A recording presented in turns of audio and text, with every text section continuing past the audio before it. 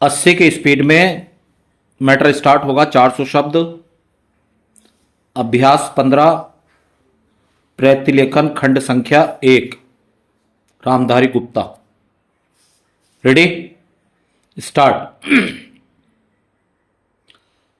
अध्यक्ष जी, किसी भी देश की विदेश नीति अपने में कोई स्वतंत्र नीति नहीं होती है, वरन वह किसी देश की आंतरिक नीति को स्पष्ट करती है।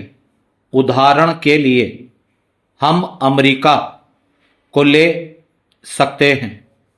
उसने अपने यहाँ अधिक अन्न पैदा किया और जब उसके पास अनाज फालतू बच गया तब वह अपने बकाया अनाज की बिक्री के लिए ऐसे देशों की तलाश करने लगा जो उधार पर माल ले सकते हों।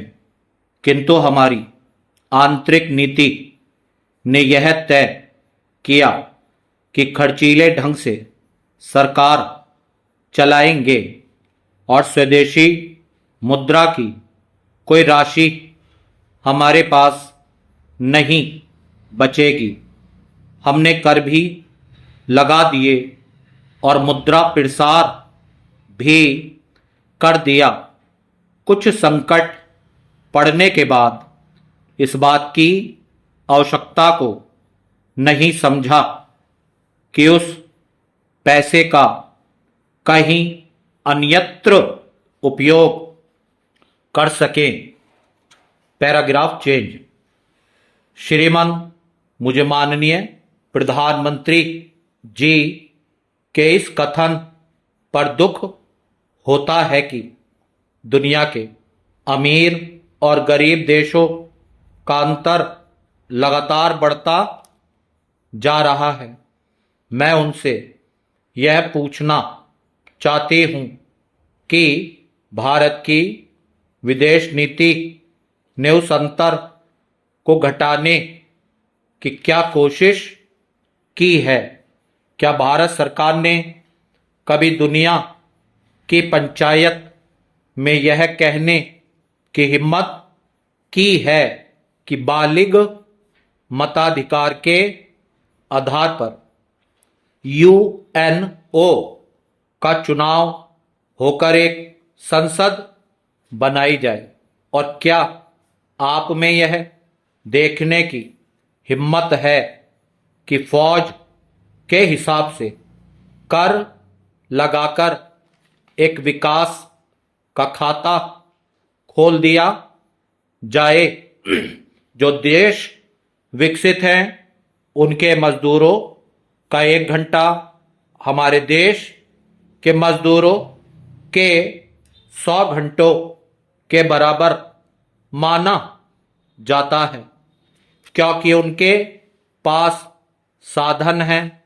इसीलिए यह अंतर और भी बढ़ता चला जा रहा है।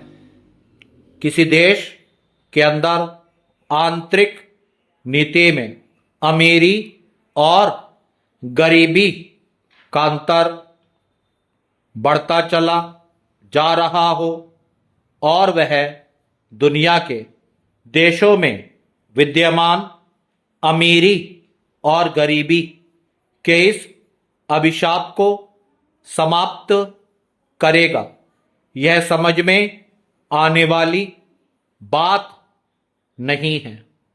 Paragraph change. अब मैं आपका ध्यान एक और बात की ओर दिलाना चाहती हूं। पूर्वी जर्मनी को मान्यता देते हमें परेशानी होती है, इसलिए कि शायद पश्चिमी जर्मनी को बुरा लगे, लेकिन पश्चिमी जर्मनी ने तो अपनी रक्षा का भार दूसरों पर छोड़ दिया है। उसने अपनी पूरी शक्ति इस बात पर लगा दी है कि अधिक से अधिक उत्पादन किया जाए। आपने जो समय दिया उसके लिए मैं आभार प्रदर्शन करता हूं और आपका धन्यवाद करता हूं। स्टॉप।